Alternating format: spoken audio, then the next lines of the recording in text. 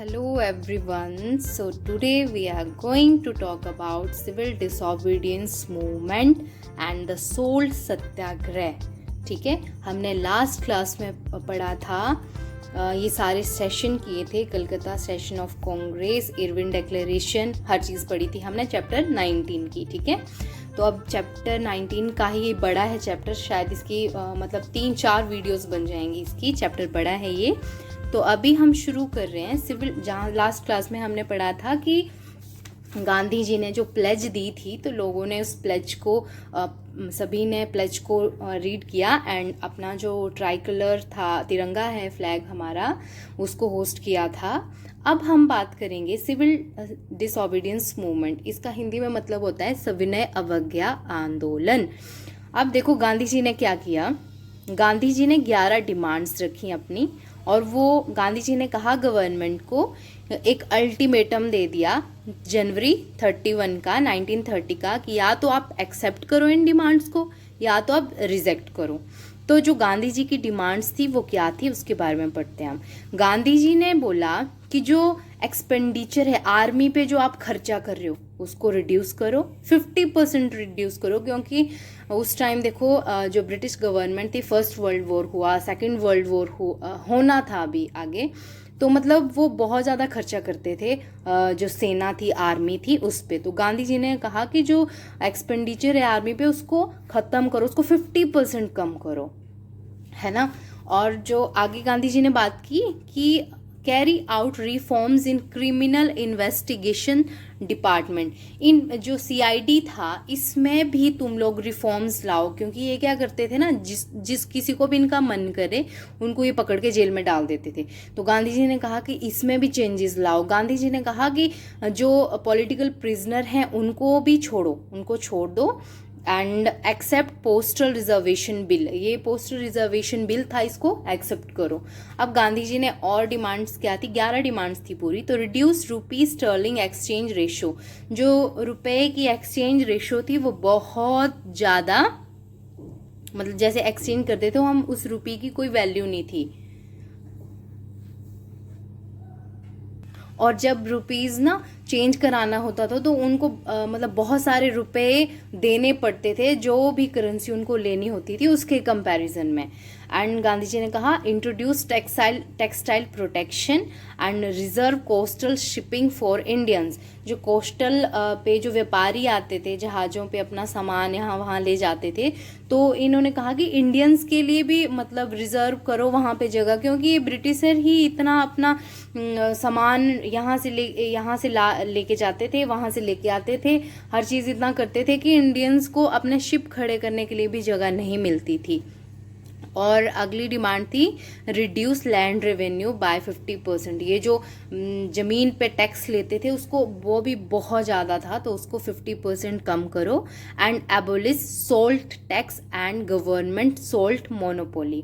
मतलब जो तुम लोगों ने सोल्ट पे टैक्स लगाया उसको ख़त्म करो. और ये जो मतलब मोनोपोली का मतलब होता है एकाधिकार, मतलब ये जो सरकार ने अपना अधिकार जमाया हुआ है. नमक भी मतलब खरीद के खाना पड़ता है, नमक कोई आदमी खुद से नहीं बना सकता, इसको भी ख़त्म करो. अब क्या हुआ देखो, कोई पॉजिटिव या किसी भी तरह का रिस्पॉन्स आया ही नहीं गवर्नमेंट की तरफ से. और फिर गांधी जी को लगा कि अब कुछ करना पड़ेगा, क्योंकि ये अंग्रेज सुनते ही नहीं थे, ये पूरी तरह से इग्नोर करते थे. अब देखो बात करेंगे हम कि why salt was chosen as the important theme. नमक को ही गांधी जी ने क्यों चुना, मतलब एक मुद्दा सिविल डिसोबीडियंस मूवमेंट का. तो गांधी जी बोलते थे कि वाटर के बाद, पानी के बाद सोल्ट ही ऐसी चीज़ है जो हर आदमी की लाइफ को अफेक्ट करता है, हर आदमी की लाइफ को अफेक्ट करता है, नमक पानी के बाद. तो गांधी जी ने सोल्ट को चुना. जो सिविल डिसोबीडियंस मूवमेंट का जो मेन पहला सत्याग्रह शुरू हुआ तो वो था सोल्ट सत्याग्रह.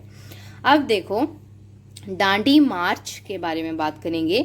12 अप्रैल से दांडी मार्च जो था ना, ये शुरू किया गया. दांडी मार्च जो था वो मार्च 12 और अप्रैल 6 के बीच में किया गया था, ये सोल्ट सत्याग्रह 1930 में. अब देखो 2 मार्च 1930 को क्या हुआ, गांधी जी वॉइसरॉय को अपना जो भी प्लान था उनका कि वो किस तरह से उनका मतलब सॉल्ट सत्याग्रह जो रूल था उसको ब्रेक करेंगे, वो सारा गांधी जी ने वॉइसरॉय को बता दिया। जो भी उनका एक्शन प्लान था वो सारा उन्होंने बताया और उन्होंने कहा कि अकॉर्डिंग टू दिस प्लान वो क्या करेंगे, Gandhi along with a band of 78 member of Sabarmati आश्रम, 78 लोग होंगे साबरमती आश्रम के, जिनके साथ गांधी जी मार्च करेंगे फ्रॉम उनका जो हेडक्वार्टर था अहमदाबाद में, वहाँ से through the villages of Gujarat for 240 miles. On reaching the coast at Dandi, जब वो डांडी के किनारे पहुंचे, salt law was to be violated by collecting salt from the beach. उन्होंने क्या किया, जैसे ही वो डांडी के किनारे पहुंचे और उन्होंने अपने हथेली में नमक लिया और जो सॉल्ट लॉ था उसको ब्रेक किया। Even before the proposed march began, 1000 of people, हज़ारों लोग, जैसे गांधी जी ने बोला था ना कि वो डांडी यात्रा शुरू करने वाले हैं, तो हज़ारों लोग आश्रम पहुंच गए कि हम भी आपके साथ चलेंगे, हम भी आपके साथ चलेंगे। बट गांधी जी ने उनको ये डायरेक्शन दी थी कि अगर कोई फ्यूचर में वो इससे बड़ा कोई एक्शन लेते हैं, अगर सरकार अब भी नहीं सुनती है तो तुम उसके लिए रुको। तो वो क्या था कि wherever possible civil disobedience of the salt law should be started. मतलब आपको डांडी आने की ज़रूरत नहीं है सबको, आपको जहाँ कहीं भी आप हो वहाँ पे अगर आपके आसपास कहीं नमक बनता है तो आप वहाँ जाओ और वहाँ सॉल्ट लॉ को ब्रेक करो।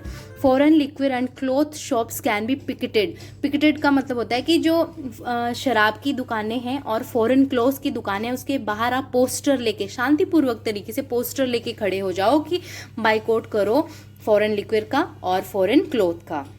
We can refuse to pay taxes if we have the requisite strength. हम क्या करेंगे, अगर हम स्ट्रेंथ में हैं तो हम टैक्स पे, मतलब आप जिस भी तरह से इस सिविल डिसोबीडियंस मूवमेंट का, इस सॉल्ट सत्याग्रह का सहयोग कर सकते हो, करो, आप टैक्स पे मत करो, है ना। Lawyers can give up practice, lawyers जो हैं वो गिव अप कर दें, हट जाएं, छोड़ दें, अपनी प्रैक्टिस ना करें। Public can boycott law courts by refraining from litigations. Government servants can resign from their post, जो गवर्नमेंट सर्वेंट हैं वो रिजाइन कर दें अपनी पोस्ट से। All this should be subject to one condition, truth and non violence. यही है स्वराज का नारा, यही था कि आप स्वराज आपको तभी मिल सकता है एक सत्य और अहिंसा के बेस पे, ठीक है। Local leader should be obeyed after Gandhi ji arrest. ये गांधी जी बोल रहे हैं कि अगर सरकार मुझे अरेस्ट भी कर लेती है फिर भी जो लोकल लीडर होंगे वो आपको गाइड करेंगे और आप इस मूवमेंट को जारी रखोगे, ठीक है। तो the historic March marking the launch of the civil disobedience movement began on March 12 and Gandhi ji broke the salt law by picking up a lump of salt at Dandi on April 6।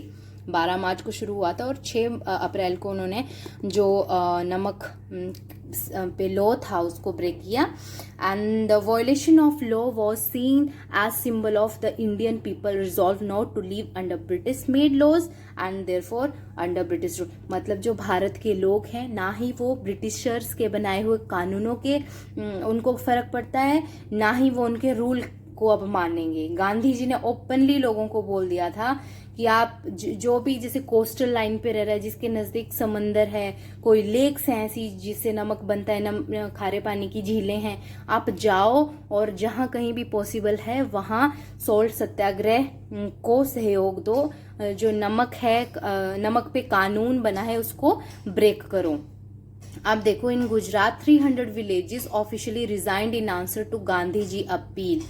Congress worker engage themselves in grass root level organisation task. मतलब अब ये छोटे level पे नहीं था, धीरे धीरे लोग जुड़ते गए और ये आंदोलन अपना जो था मतलब वो रूप दिखा रहा था। अब देखो आगे क्या होता है, सेम वही बात गांधी जी ने पहले ही बोल दिया था कि ये अंग्रेज उनको ले जाएंगे पकड़ के, है ना। तो spread of salt law disobedience, जैसे जैसे ये मतलब फैलना शुरू हुआ ये मूवमेंट, तो नेहरू जी को अरेस्ट कर लिया गया अप्रैल में, गांधी जी को भी अरेस्ट कर लिया था। और देखो Calcutta and Karachi, Gandhi arrest came on में। पहले नेहरू जी को अरेस्ट किया गया, मार पिटाई की, डंडों से पीटा गया। 4 मई को गांधी जी को अरेस्ट कर लिया गया, है ना। एंड गांधी जी ने कहा था, इन्होंने अनाउंसमेंट की थी कि हम जो है रेड डालेंगे अब धरासना सोल्ट वर्क्स पे। धरासना जगह का नाम है, प्लेस का, जहाँ पे सोल्ट बनता है। तो ये वहाँ पे जा रहे थे, मतलब ये अपना सत्याग्रह करने के लिए, और अंग्रेजों ने इनको पकड़ लिया। जैसे ही अंग्रेजों ने इनको जेल में डाला तो गांधी जी ने पहले ही बोला था कि कोई भी इस मतलब मूवमेंट को ये नहीं सोचेगा कि अगर मैं जेल में, मूवमेंट तब भी चलेगा, ठीक है। तो अब देखो यहाँ पे क्या हुआ कि after Gandhi arrest the CWC sanction, जो कांग्रेस वर्किंग कमेटी थी, इन्होंने क्या किया, non payment of revenue in Riot वारी एरिया, ये सिस्टम होता था एक जमींदारी का ही, तो मतलब आप पेमेंट मत करो टैक्स की, है ना। मतलब इन्होंने कहा कि जिस तरीके से भी हम कर सकते हैं, फॉरेस्ट लॉ जो बनाए हुए थे अंग्रेजों ने, ये क्या करते थे, जो जंगलों में लकड़ी होती थी ना, उसको यही तोड़ते थे, यही काटते थे, ये लोगों को नहीं काटने देते थे, ये बोलते थे कि ये सरकारी ज़मीन है मतलब। तो जो CWC कमेटी थी, उन्होंने कहा कि ब्रेक करो, वॉयलेशन, जाओ जहाँ जंगल में तुम्हें जो काटना है, जो हर मतलब तुम्हारा है ये, तो मत मानो इन अंग्रेजों की बात, पूरे किसी भी तरह से हो सकता है, तो इनके जो बनाए हुए रूल्स हैं उनका ब्रेक करो। अब देखो सत्याग्रह एट डिफरेंट प्लेसेस, अलग अलग जगह पे जो सत्याग्रह मूवमेंट था उसको कैसे कैसे प्रोत्साहन मिला और सहयोग मिला। देखो तमिलनाडु में जो C राजागोपालाचारी थे, उन्होंने ऑर्गेनाइज किया था एक मार्च, और मतलब बहुत सारे लोगों ने मतलब इसमें पार्टिसिपेट किया। बट एंड में पता क्या हुआ, तमिलनाडु में राजा जी जो थे वो इसको लीड कर रहे थे बाद में आंदोलन को। उन्होंने बहुत कोशिश की कि मूवमेंट नॉन वायलेंट रहे, बट फिर भी यहाँ पे मतलब थोड़ा बहुत वायलेंस देखने को मिला था। लोगों ने शराब की और जो कपड़ों की फॉरेन क्लॉथ की शॉप्स थी वहाँ पे आग लगा दी, तो थोड़ा सा मार कुटाई, ये चीज़ें तमिलनाडु में देखने को मिली थी। अब देखो मालाबार है, ये आप इजली पढ़ सकते हो कि कौन कौन सी प्लेस से हमें क्या क्या मतलब गांधी जी को सहयोग मिला था। तो यहाँ पे भी सोल्ट मार्चेस निकाले गए, लोगों ने सोल्ट लॉ जो था उसको ब्रेक किया। लोग अपने जो कोस्टल लाइन थी, जो भी एरिया शेयर करता था, वहाँ पहुँचे और लोगों ने चाहे थोड़े मतलब गैदरिंग थी लोगों की, पर लोगों ने पार्टिसिपेट किया और सोल्ट लॉ को ब्रेक किया। जो आंध्रा रीजन था, देखो यहाँ पे भी मतलब डिस्ट्रिक्ट में सोल्ट मार्चेस ऑर्गेनाइज किए गए, है ना। और ये देखो गोदावरी, कृष्णा एंड गुंटूर जो रिवर थी, इसके किनारे किनारे लोगों ने मार्च निकाले और लोगों ने सोल्ट लॉ को ब्रेक किया। ओडिशा में भी देखो अंडर गोपाल बंधु चौधरी जी जो थे, गांधीयन लीडर थे, मतलब कांग्रेस को मानते थे ये। इन्होंने यहाँ पे मतलब संभाली, कमान संभाली और लोगों को मोटिवेट किया और ऑर्गेनाइज किए सोल्ट सत्याग्रह के लिए मार्चेस। देखो जो नॉन कोऑपरेशन मूवमेंट हुआ था ना, उसको तो बहुत ज़बरदस्त सपोर्ट मिला था असम में, बट इस टाइम इतना नहीं, क्योंकि इस टाइम ना हिंदू मुस्लिम कन्फ्लिक्ट्स ज़्यादा बढ़ गए थे। मतलब जो इंडियन सोसाइटी थी वो आपस में ही इतनी ज़्यादा बंटी हुई थी कि तीसरे से तो फिर वो बाद में लड़ेंगे, पहले अपनी लड़ाइयाँ वो ख़त्म कर लें। उनकी वही लड़ाइयाँ ख़त्म नहीं होती थी, हिंदू मुस्लिम कन्फ्लिक्ट्स हो रहे थे उस टाइम, है ना। कांग्रेस नॉन कांग्रेस, मतलब आपस में ही लोग इतना उलझे हुए थे कि वो किसी मतलब यूनिटी नहीं थी लोगों में, और बुरी हालत थी उस टाइम का। सिनेरियो क्या रहा वो, लोगों में यूनिटी नहीं थी तो तीसरे से क्या लड़ेंगे जब उनके आपस में ही झगड़े ख़त्म नहीं थे। बट असम में सपोर्ट मिला, बट इतना ज़्यादा नहीं मिला था। बंगाल में आप देखोगे, बंगाल में भी सपोर्ट मिला, जो इसमें भी देखो इसमें भी ज़्यादा नहीं मिला, क्योंकि यहाँ के लोग भी दो दो तीन तीन पार्टीज़ में डिवाइड थे। तो कुछ कांग्रेस का प्रोत्साहन करते थे, कुछ नहीं करते थे। और पहले कुछ ऐसे कन्फ्लिक्ट्स हुए थे कि जो इंडियन नेशनल कांग्रेस है उसको जो मुस्लिम वर्ग है वो नहीं उतना मानता था, तो उतना सपोर्ट नहीं मिला। अब देखो बिहार में ना थोड़ी प्रॉब्लम थी, बिकॉज ये लैंड लॉक्ड एरिया था, बट फिर भी लोगों ने इन्वॉल्वमेंट दिखाई, जहाँ कहीं उनको लगा तो उन्होंने सोल्ट लॉ को ब्रेक किया था। देखो यहाँ लिखा है in Patna Nakhas pond was chosen as a site to make salt. मतलब इनका ना एक पॉन्ड था वहाँ पे इन्होंने डिसाइड किया कि हम यहाँ चलेंगे सोल्ट लॉ को ब्रेक करने के लिए। और इनका मतलब जो लीडर थी वो थी अंबिका कांत सिन्हा। इनके मतलब मार्गदर्शन में ये जो सोल्ट सत्याग्रह था इसको प्रोत्साहन मिला। अब देखो यहाँ पेशावर की बात करते हैं तो पेशावर में ना खान अब्दुल गफ्फार खान बोला जाता है इनको, मतलब ये गांधी जी को बहुत मानते थे।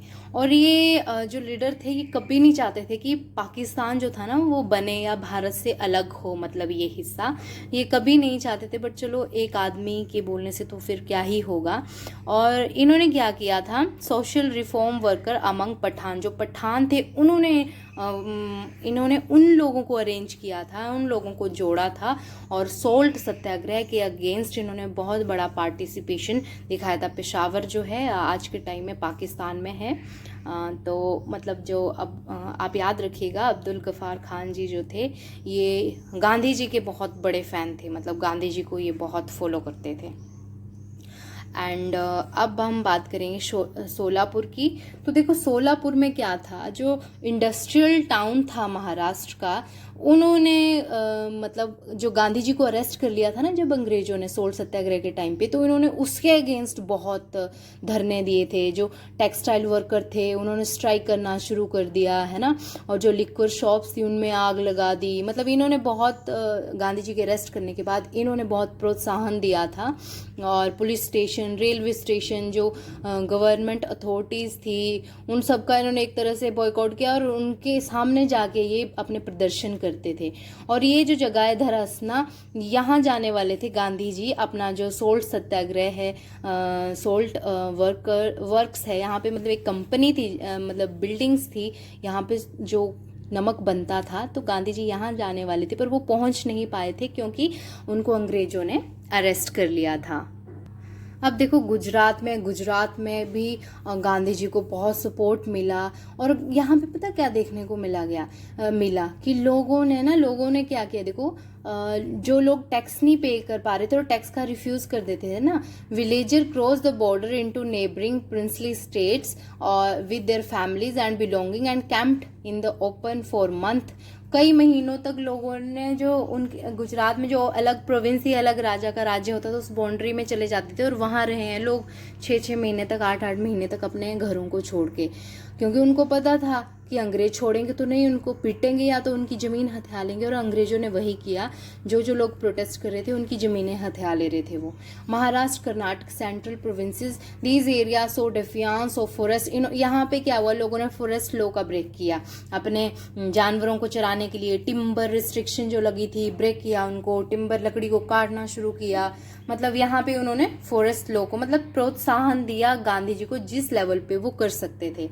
यूनाइटेड प्रोविंस जो आज का यूपी है वहाँ पे नो रेवेन्यू कैंपिंग ऑर्गेनाइज्ड किया गया है ना। जो जमींदार लोग थे उन्होंने तो इतना मतलब पार्टिसिपेशन नहीं किया, पर जो टीनेंट्स थे ना, छोटे मोटे जमींदार थे जो टीनेंट्स थे, उन्होंने उनका, और जो ये थे किसान थे, उन्होंने गांधी जी को मतलब बहुत सपोर्ट दिया, क्योंकि उनके पास और रास्ता भी नहीं था। उनके पास ना ज़मीनें थी और टैक्स पे टैक्स, तो वो इतना कहाँ से ही पे करते, क्योंकि उनकी कंडीशंस ही नहीं थी, उनकी अर्निंग्स ही नहीं थी इतनी। एंड मणिपुर एंड नागालैंड से भी गांधी जी को सपोर्ट मिला था। और जो रानी गैदिनल्यू थी, a Naga spiritual leader who followed her cousin Haipou Jadonang, इनको इन्होंने प्रोत्साहन दिया था। इन दोनों ने ऑर्गेनाइज किया था यहाँ पे और गांधी जी को सपोर्ट किया था। बट जो ब्रिटिश अथॉरिटी थी ना, जो हाइपो, थोड़ा सा नाम को प्रोनाउंस करने में प्रॉब्लम हो रही है, हाइपू जो थे, इनको इन्होंने फांसी की सज़ा दे दी थी। जब इनकी डेथ हो गई तो ये जो रानी गैदिनल्यू थी, इन्होंने इनिशिएटिव लिया था, जो भी ये सोल्ट सत्याग्रह के अगेंस्ट और अंग्रेजों के अगेंस्ट जो भी मूवमेंट कर रहे थे उसकी कमान रानी गैदिनल्यू ने संभाली थी बाद में, ठीक है। और फिर ये छुप छुपा के ही कर रही थी उन मूवमेंट्स का सपोर्ट, और बाद में ब्रिटिशर्स ने इनको भी अरेस्ट कर लिया था।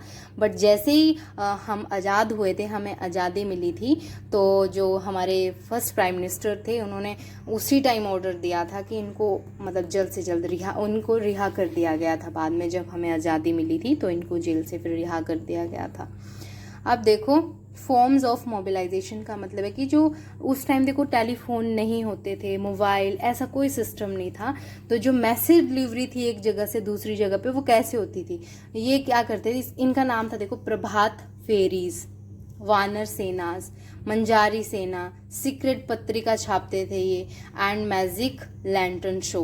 या तो कोई शो ऑर्गेनाइज करेंगे जिसमें अंग्रेजों की करतूतें दिखाएंगे कि लोगों को अवेयर करेंगे कि हमारे साथ क्या हो रहा है और हमें क्या करना चाहिए। या प्रभात फेरीज, ये कुछ लोग होते थे, ये जाते मतलब लोगों के थ्रू ही होता था, या चिट्ठी डालते थे या लोगों के थ्रू एक जगह से एक आदमी आगे तक मैसेज लेके, उनका एक नेटवर्क फैला हुआ होता था। तो ऐसे क्योंकि मोबाइल फ़ोन और ऐसी चीज़ें तो उस टाइम कुछ नहीं होता था, टेलीफोन होते थे बट वो भी फिर अंग्रेज़ों के पास ही होते थे, आम आदमी के पास तो नहीं थे।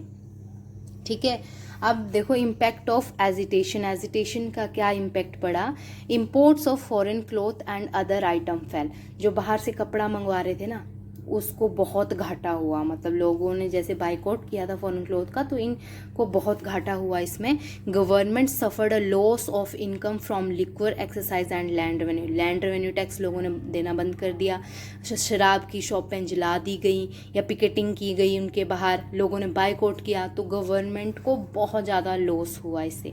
Election to legislative assembly were largely boycotted. जो इलेक्शन थे लेजिस्लेटिव असेंबली के उनका लोगों ने बाइकआउट किया, है ना।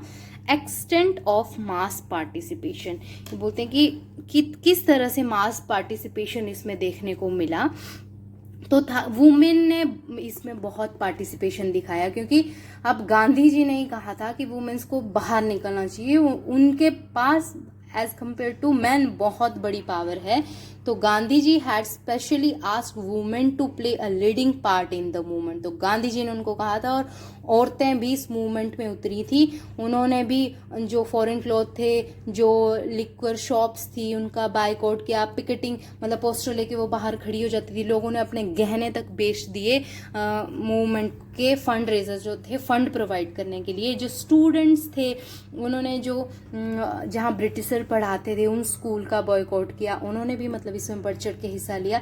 जो मुस्लिम थे, मुस्लिमों का पार्टिसिपेशन इसमें इतना देखने को नहीं मिला, ये मिला था उस टाइम पे नॉन कोऑपरेशन मूवमेंट पे देखने को, बट इस टाइम पे इतना इनका पार्टिसिपेशन देखने को नहीं मिला, क्योंकि अगर मुस्लिम इसमें पार्टिसिपेट करते भी थे ना तो जो मुस्लिम लीडर थे वो उन मुस्लिमों को रोकते थे, भड़काते थे कि ये इंडियन जो है ये खुद के लिए कर रहे हैं, हमें इससे कुछ नहीं मिलने वाला, हमारा कोई फायदा नहीं है, तो आप इसमें पार्टिसिपेट ना करें। तो वो लीडर्स ही उनको मतलब रोकते थे, उनको पार्टिसिपेट करने ही नहीं देते थे। अब देखो जो मर्चेंट थे, ट्रेडर्स थे, उनका पार्टिसिपेशन देखने को मिला, ट्राइबल्स लोगों का पार्टिसिपेशन देखने को मिला। जो वर्कर थे बॉम्बे, कलकत्ता, मद्रास, सोलापुर, हमने बात की, जब गांधी जी अरेस्ट हुए तो उन्होंने बहुत स्ट्राइकें की।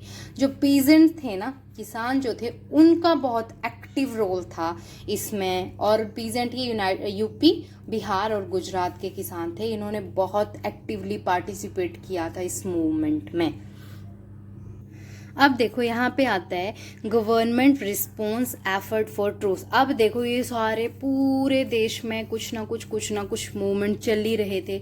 अब गवर्नमेंट जो है, ब्रिटिशर गवर्नमेंट, उनको लॉस हो रहा है, तो अब क्या होता है, जो लॉर्ड इरविन था वो डिसाइड करता है कि राउंड टेबल कॉन्फ्रेंस में पार्टिसिपेट करो और हम वहाँ बात करेंगे डोमिनियन स्टेटस की, मतलब आपको दे दिया जाएगा अब डोमिनियन स्टेटस। अब अगस्त 1930 में जो मोतीलाल एंड जवाहरलाल नेहरू थे उनको यरावड़ा जेल लेके गए और गांधी जी से उनको मिलने दिया गया, और गांधी जी ने कहा कि मतलब जो भी पॉसिबल सेटलमेंट हो आप वो करो। और Nehru and Gandhi ji unequivocally reiterated the demands of right of succession from Britain। मतलब अब हमें ये जो ब्रिटिशर हैं इनसे अब आज़ादी चाहिए, हमें कंप्लीट नेशनल गवर्नमेंट चाहिए with control over defence and finance पे भी अब हमें अपना ही कंट्रोल चाहिए, अब कोई डोमिनियन स्टेटस हमें चाहिए ही नहीं। An independent tribunal to settle Britain financial claim and मतलब ऐसा एक इंडिपेंडेंट ट्रिब्यूनल बनाइए कि जो ब्रिटेन वाले हैं इन्होंने इंडिया को कितना लूटा है उसमें ये चीज़ पब्लिश की जाए। बट फिर talks broke down at this point. तो अंग्रेजी इस बात से मुखर गई कि ऐसा हम कैसे करेंगे, मतलब ऐसा तो हम कर ही नहीं सकते। तो अब नेक्स्ट क्लास में हम बात करेंगे गांधी इरविन पैक्ट की, और मतलब इस वीडियो के बाद 2 वीडियो आएंगी, फिर ये चैप्टर कंप्लीट हो जाएगा। तो नेक्स्ट क्लास में हम बात करेंगे गांधी इरविन पैक्ट की। तो फिर तब तक के लिए थैंक यू वेरी मच। जय हिंद।